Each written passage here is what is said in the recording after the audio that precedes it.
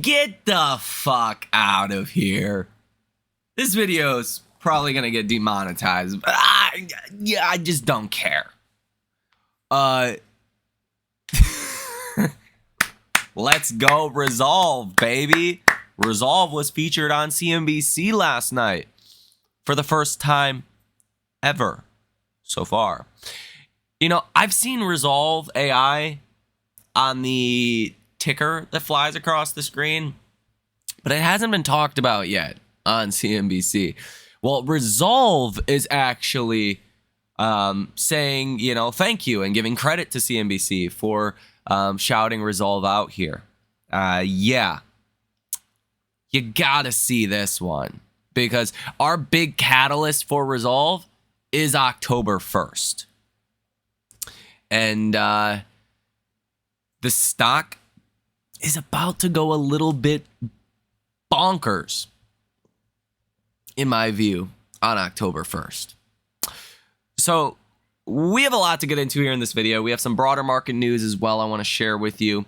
But we're going to start with Rezolve. So hit the like button, subscribe to the channel, check out the link down below in the description of this video if you want to come join the trading community. Again, full transparency's sake, this portfolio is up 185.2% year to date. Rezolve is a rather large part of that.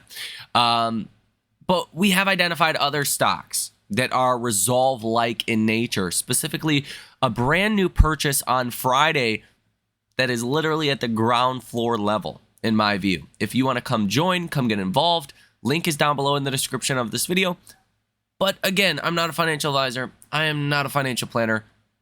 Anything can happen, okay? So make sure you come to your own conclusions and contact a financial advisor before making an investment decision. But with that said, let's get into what was said about Rezolve on CNBC last night and what Rezolve said about it.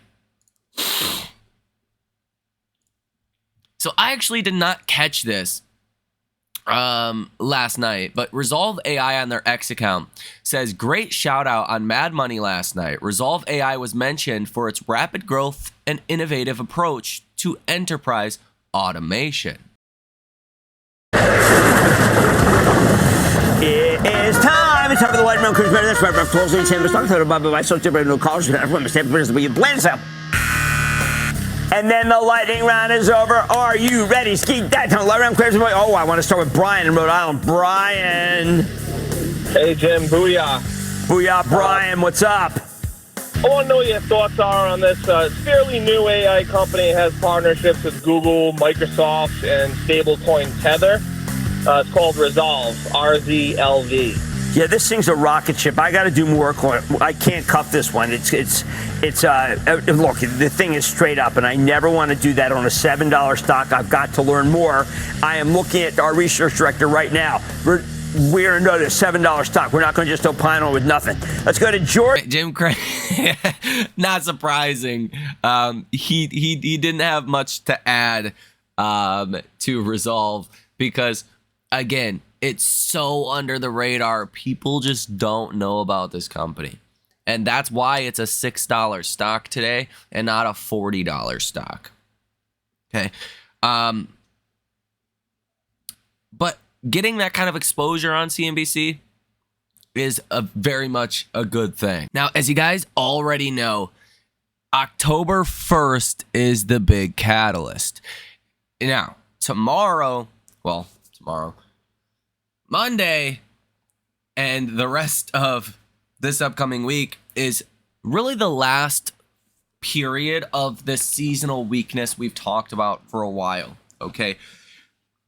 This is getting closer to the end, okay? We're getting closer to the end of September.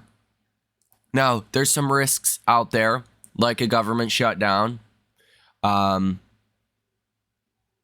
There's always trade uncertainty. We'll talk about, later in this video, when we get into the broader market news, a catalyst that could be coming tomorrow from Trump. And it has to do with China. And I'm kind of speculating a little bit. But the point I'm making is if we do get a little bit of volatility in this upcoming week, it doesn't matter. If Rezolve sells off a little bit, it doesn't matter. You know, a lot of people have said, like, what are my thoughts on the stock going down the last 4 days, trading days anyways? Nothing. Like, it's good. It's actually very much a good thing, because see, what happens is the RSI went up to 91 and a half when it hit $8.45. Now you're back down to $6.65. The RSI is back down to 70. But what happens when you get that upside again from here?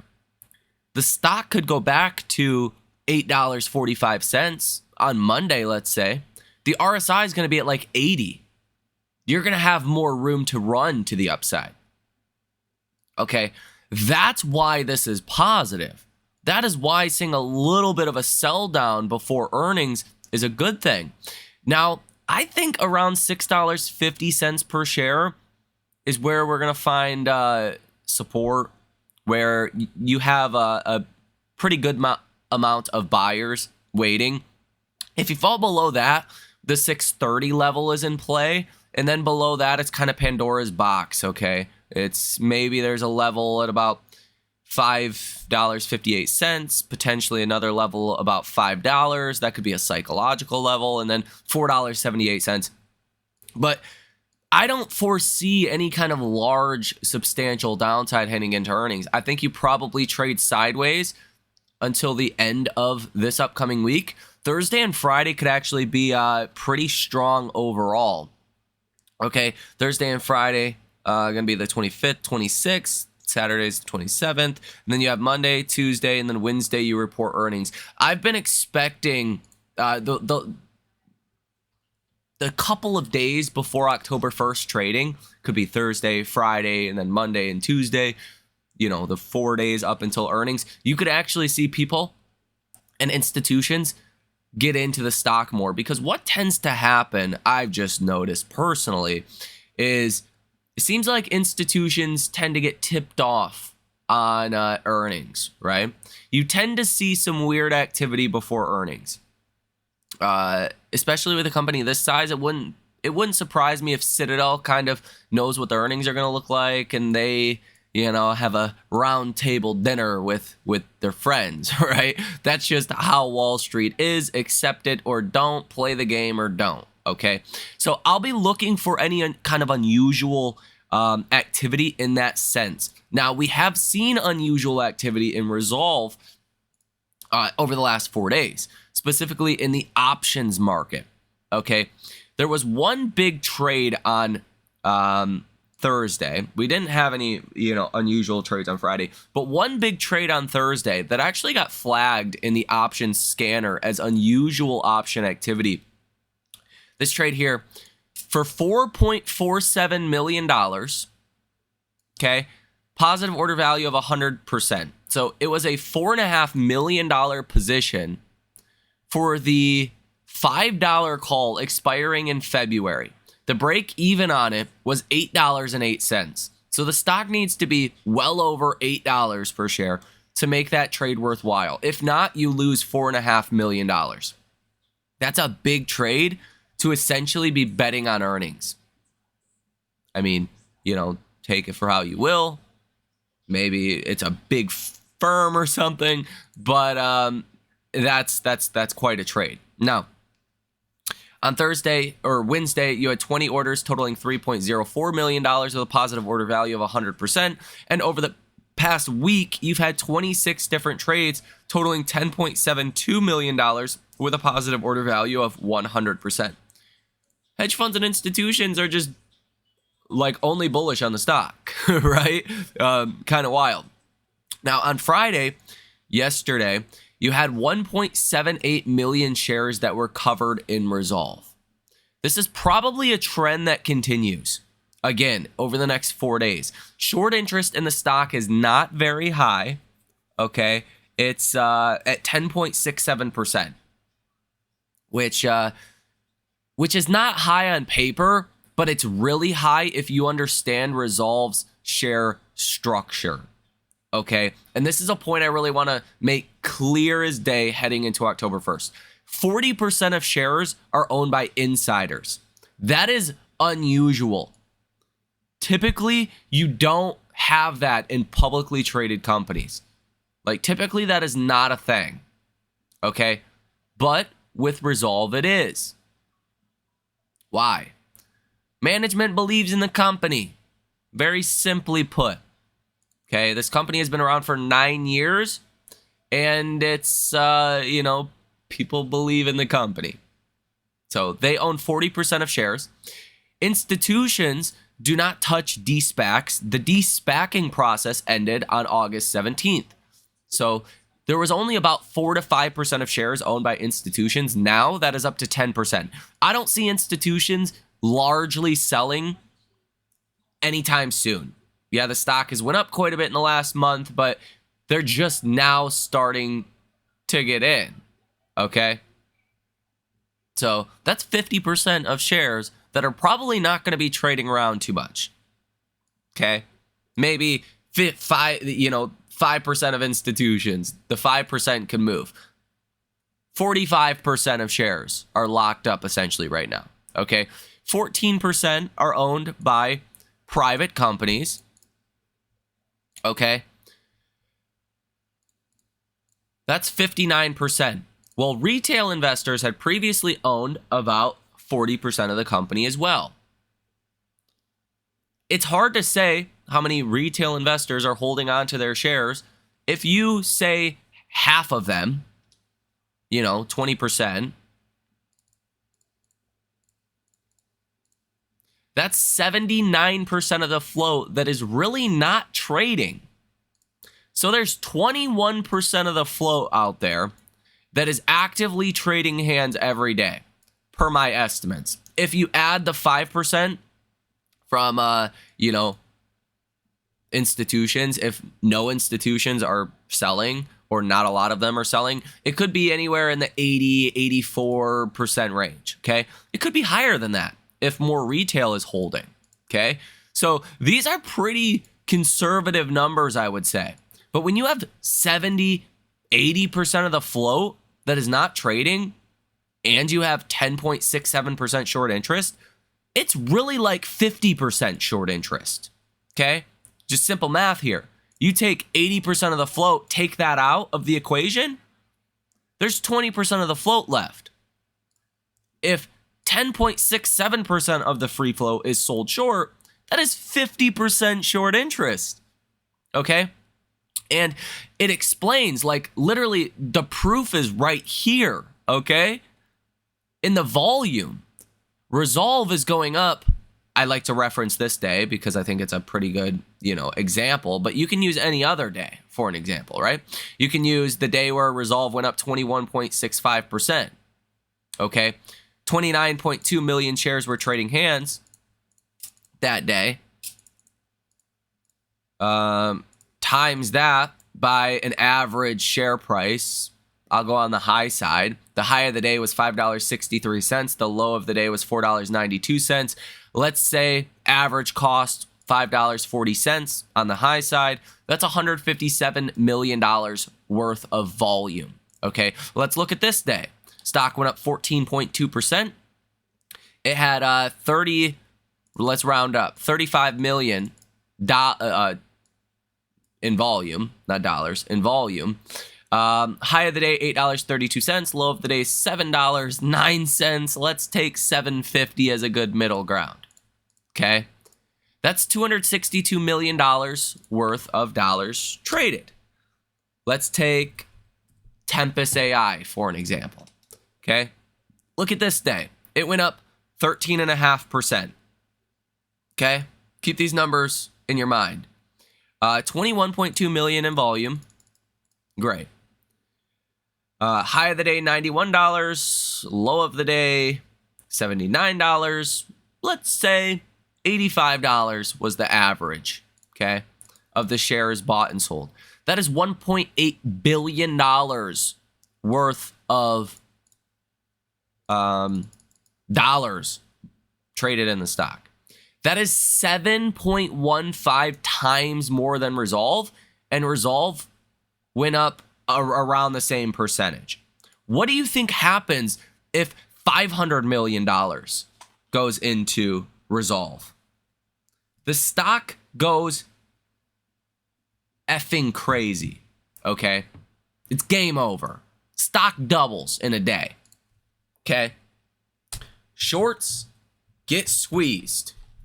Now, this really proves my thesis of we really have a very small float, okay? Because of how much Rezolve is going up on such little volume. It has to be, right? So, heading into October 1st, we're going to get a big guidance raise, okay? Long story short, Rezolve started this year. They started selling their product this year, okay? A lot of people think Rezolve was a pre-revenue company when they de-SPACed. That was not true. They had over 100 million in ARR in China, and they had to get rid of that business, sell it off to list on U.S. markets because the SEC did not like that. So they were not a pre-revenue company. That's false. Okay, they were doing quite a bit of business in China. Well, they started basically from zero with the idea of the work is done. We're gonna go out and sell this product.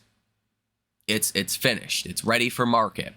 They started selling the product. They put a target out for 90 million in ARR by the end of this year. By April, May, I believe it was May, maybe June, around mid-year, they came out and said, hey, we've already exceeded 70 million in ARR. We are on target to reach over 100 million in our ARR by the end of this year. That's kind of the first rally that we got. You can almost, gamify it out. That looks like it was back in like April, early May, where they said that. Okay. Maybe it was here in June. The stock went up 36% on June 24th. Either way, okay, they said, hey, we are already going to well exceed expectations. But what we've heard from the company in recent weeks and months is growth is accelerating. Let me just do this for you. I know Rezolve shares a lot on their X account. They like to keep people informed, okay? But I've never seen anything like this, okay? This one's interesting. It says Rezolve AI gains powerful institutional backing as market undervaluation becomes clear. The company even calls themselves undervalued. They pointed out the value discrepancy, where Rezolve is trading at 13 times ARR compared with Anthropic at 36.6x and Sierra AI at 100x. Okay, but right here, never seen a company do this. Rezolve AI to announce strong first half 2025 results and accelerated growth momentum. So we were on track for 150 million in ARR if momentum continued. They say accelerated momentum. So anywhere from 150 million to 300 million in ARR is on the table here for guidance. And I think it's a pretty easy bet at this point. Now, I'm obviously not a financial advisor, I'm not a financial planner. Again, come to your own conclusions. The company recently hired Crispin Lowry. He joins from Microsoft, where he led the retail and consumer goods business. People don't leave Microsoft to join bad companies. Okay, he had hands-on leadership at Tesco, Clark's, and Nike, and he will help brands accelerate conversational commerce powered by Rezolve AI's Brain Suite and Brain Power LLM. Nike's big name here. I think it very much makes sense for Nike to partner with Rezolve, and that's something I've talked about for a very long time. We might actually hear something about that on their earnings. Now, another kind of speculation I've had is that NVIDIA is going to buy the company. And I don't know if that's going to happen, but whether it's earnings on October 1st that are blowout guidance, and yes, we will be streaming that on this channel, so mark your calendars for October 1st, about 7 o'clock in the morning, we'll probably start streaming. The numbers should come out at about 8 a.m., somewhere around there. Or again, NVIDIA takes a stake in the company, a massive beat to guidance. Either one of those things is really going to put Rezolve on everyone's radar. It's going to take Rezolve from kind of this underappreciated, underknown AI company to mainstream. Okay. And I think that happens after October 1st. The massive upside comes once we get guidance for 2026, because that's when I think we're going to be targeting like $1 billion in ARR. And then, I mean, you're looking at a $10 to $20 billion market cap. You're looking at a stock anywhere from $50 to $100 a share. The stock is $6.75 per share today. And that is why I'm so heavily invested in Rezolve. I have 11,000 shares in one portfolio. I've shared them before, so we'll just do the math here. 13,000 shares in another portfolio, plus 1,500 shares worth of options. I have 15 of the 250 calls for February that are, again, up a lot. They're just basically dollar for dollar. Plus 1,000 shares in a Webull account and 1,300 shares in a Thinkorswim account. 27,800 shares total times $6.75 today. This is my total exposure in the company, $187,650. So if I'm right, we're going to be right big. If I'm wrong, I'm going to be wrong big. And that's the idea. So again, come to your own conclusions, contact a financial advisor. That is, my expectations, what's about to happen, some of the selling we've seen recently. You have to understand that's actually a positive, right? That's not a negative. You got to reset momentum at some point. I would rather reset momentum in a slow and steady kind of decline rather than a 30% knee-jerker move, right? We've had a down 5% day, down 3% day, down 3% day, down 3% day. Okay? I'd rather do that and reset the RSI from 91 to 70 to give us room to rally rather than a 20, 30% knee-jerk decline to reset that RSI. So let me know your thoughts on Rezolve down below in the comment section. Now, I do want to acknowledge this before we get into your broader market news today, but Donald Trump announced yesterday that he was going to go on Fox News for an interview on Sunday, and I'm speculating it's about the TikTok deal, about China relations. Potentially, he might announce a slightly lower tariff rate because of the TikTok deal. That's my speculation. I could be wrong there. Clearly, that's not like set in stone. That's literally my speculation. But tomorrow, you want to be watching for that early in the morning. If we do get that news, it is going to be looked at as a positive for the markets. It's going to be looked at as less inflation, potentially a stronger, economy, right? And I think generally we're going to get details of the phone call between Trump and President Xi of China. And it could be a big catalyst to start off this upcoming week. And the good news is once we get out of this last week, we're mainly done with the seasonal weakness in September. And we haven't seen much of that seasonal weakness. And it becomes a lot less likely that we get any weakness dramatically, like 4 or 5% downside. Could we have a bad day or two? Like, sure, we could have a bad day or two in October, November, December. But getting a larger kind of correction just becomes less likely once we enter into October. Specifically November. November is the best month historically for the stock market by far. Democratic leaders in the U.S. Congress are asking Trump in a letter for a meeting to avoid a government shutdown. Now, here's the deal. The government is set to shut down on October 1st.